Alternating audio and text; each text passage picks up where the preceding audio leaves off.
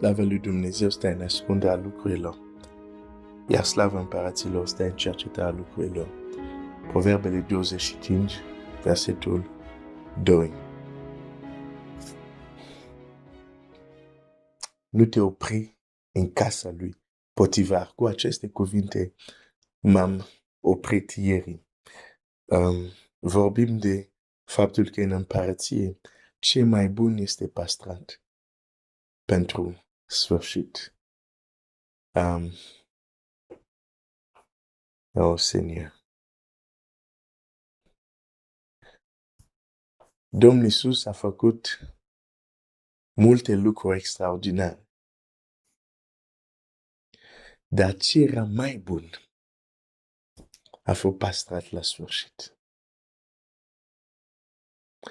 A vindecat bolnavi, a înviat morți, curățit leproși, a scos afară draci, a eliberat suflete, a predicat.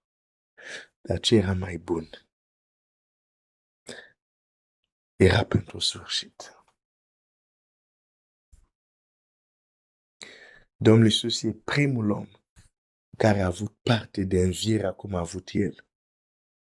El nu a avut parte de o înviere cum au fost oameni care el a dus la viață, care au murit din nou. El a avut primul. E primul născut din noua creație.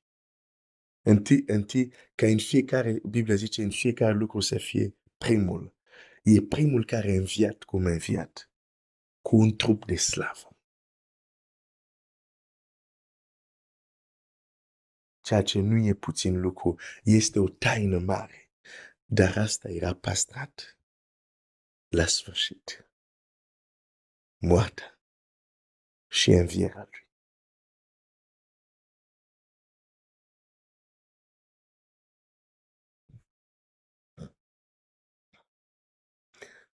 Nu te opri în casa lui Potifar, spunea.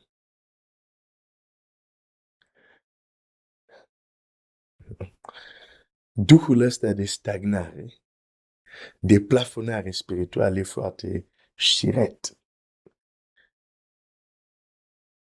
Da, cred că există în lumea întunericului un departament întreg care se numește plafonare spirituală. Sunt două și spirite care lucrează la asta. Ei sunt o armată, sunt foarte organizat.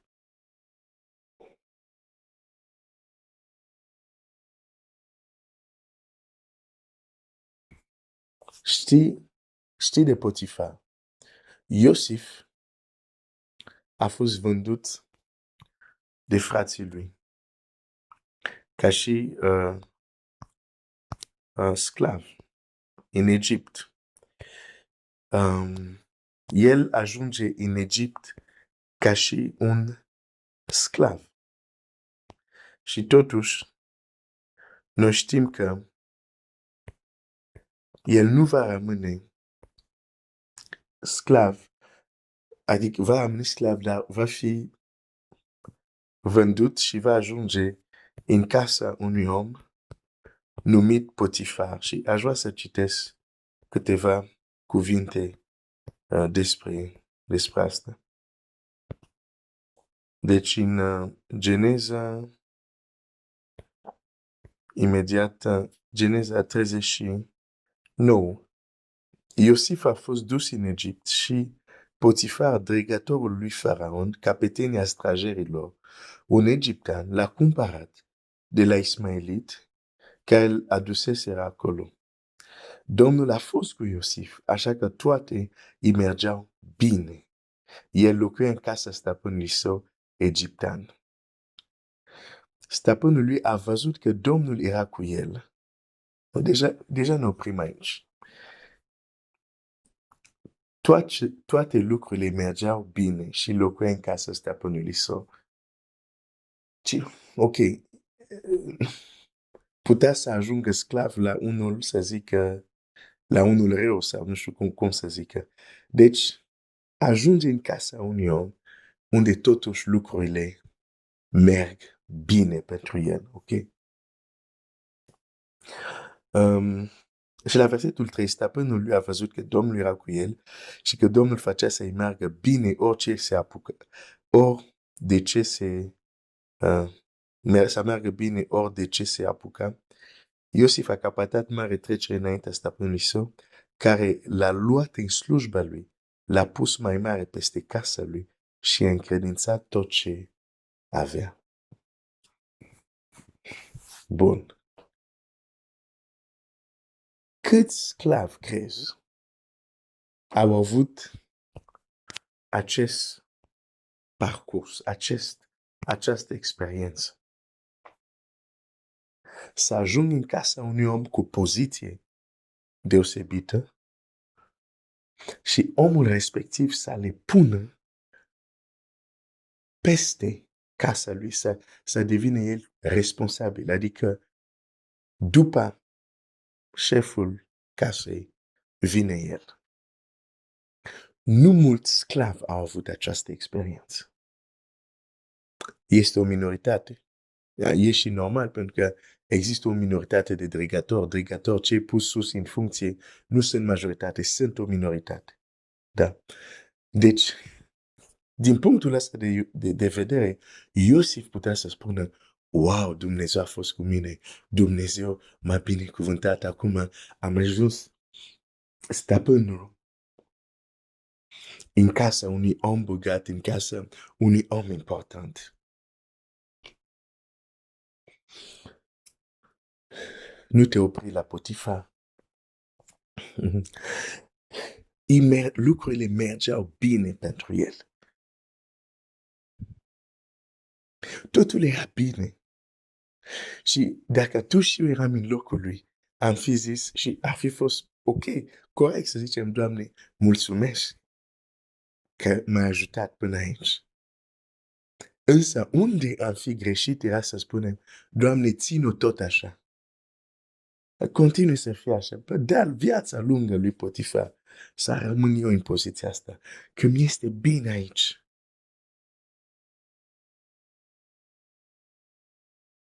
Nu te opri la Potifar. Când ne merge bine, vrem să stăm în locul respectiv. Nu ne mai interesează dacă există ceva mai bun. Am zis că ce a trăit Iosif era foarte privilegiat. Și atunci te poate întreba, oare putea să-i se întâmple mai bun decât asta? Oare exista ceva mai mare decât asta? Da, exista. Dar pentru asta trebuia să părăsească casa lui Potifar.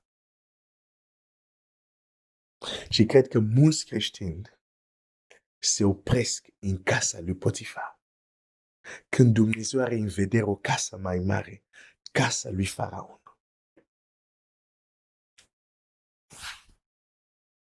Și atunci Dumnezeu în dragostea lui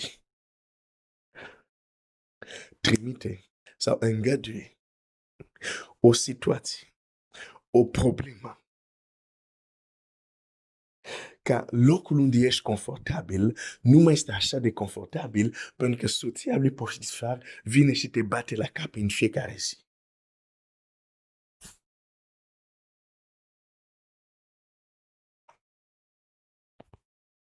Hmm.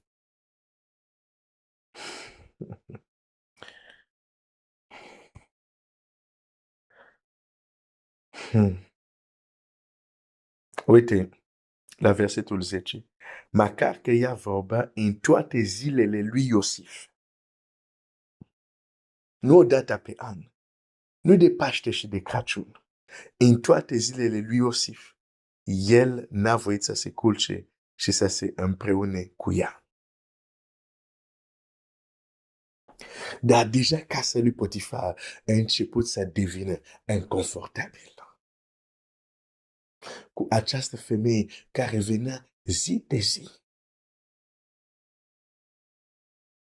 să-l bate la cap, ca să nu zic altceva. Și el nu voia.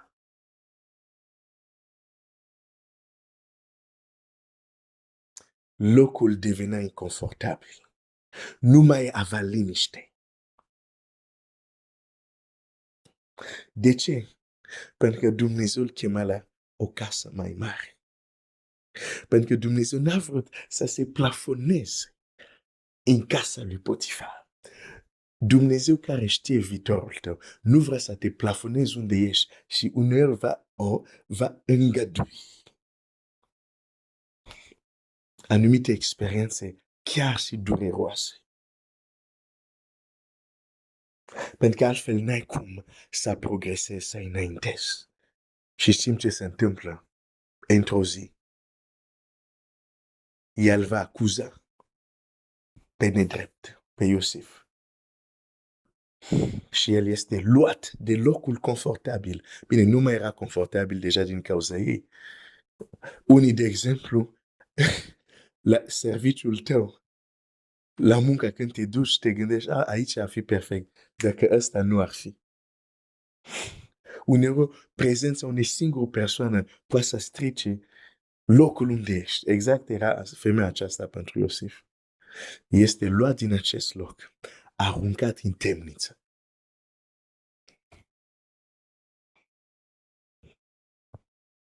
De ce? Pentru că Dumnezeu n-a vrut ca Iosif să se oprească în casa lui Potifar, pentru că exista ceva mai bun. Casa lui Faraon.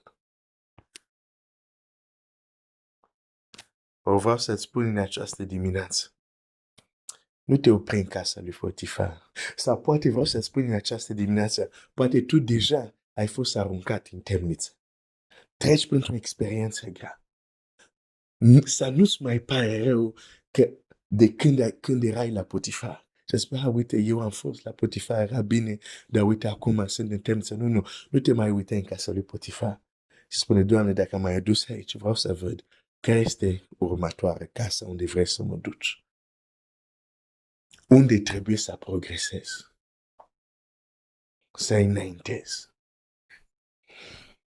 Este acolo în temniță. Pentru că în planul lui Dumnezeu, El trebuie să întâlnească un om care, cu ani mai târziu, când acel om va sta lângă Faraon și Faraon va avea un vis și înțelept nu va reuși acel om să spună, când eram în închisoare, am întâlnit un om care mi-a zis, care avea înțelepciunea să tălmăcească viselor și ce mi-a zis, așa s-a întâmplat. Duceți-vă și luați acest om. Și Iosif ajunge în fața lui Faraon. Și Iosif tălmăcește visul, știe întâmplare. Și Faraon zice, ok.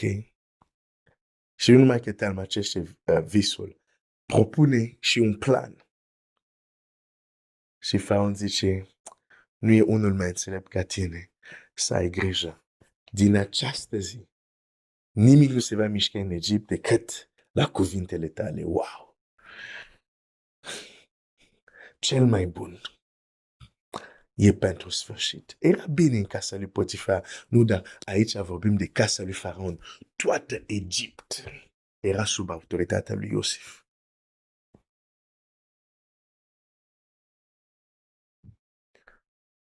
Deci, nu te opri în casa lui Potifar. Nu te plafona acolo. Există mai mult. Există mai mult. Vreau să-ți spun, există mai mult decât ai trăit, decât ai auzit, decât ai experimentat. Există mult mai mult.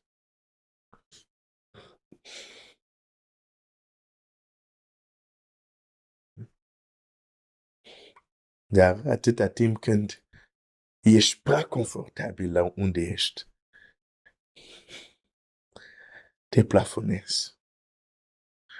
Nu mai vrei să vezi ce este mai mult, dar când înțelegi că împăratul păstrează ce este mai bun pentru sfârșit, atunci îți dai seama că, ok, nu trebuie să mă opresc unde sunt aici, unde sunt acum.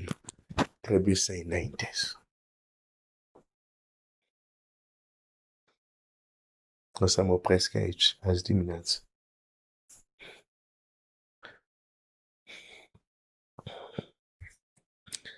trebuie să ai dorință să înaintezi.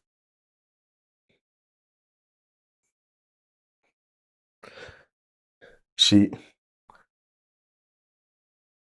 unii creștini sunt condamnați, din păcate,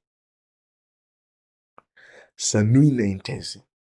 Pentru că exemplul care Dumnezeu l-a pus înaintea lor, pentru înaintea, li s-a luat acest exemplu.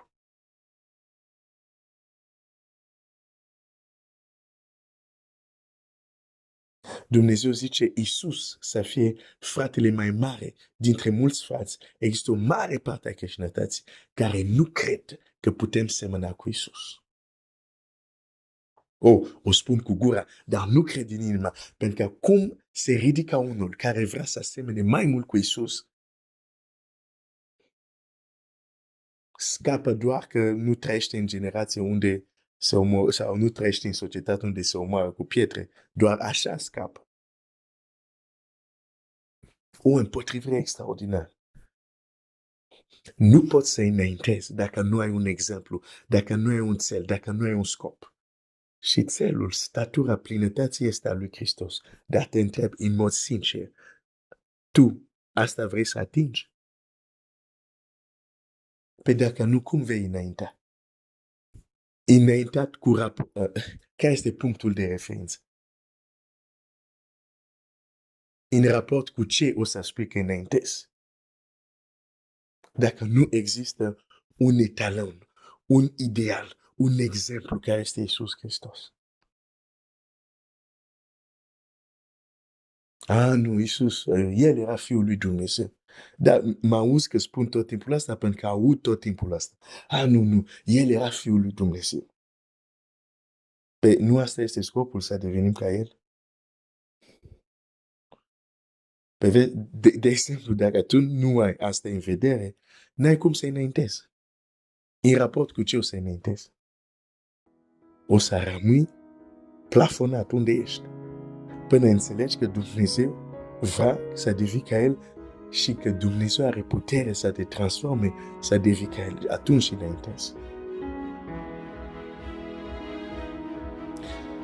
Dumnezeu să te binecuvânteze.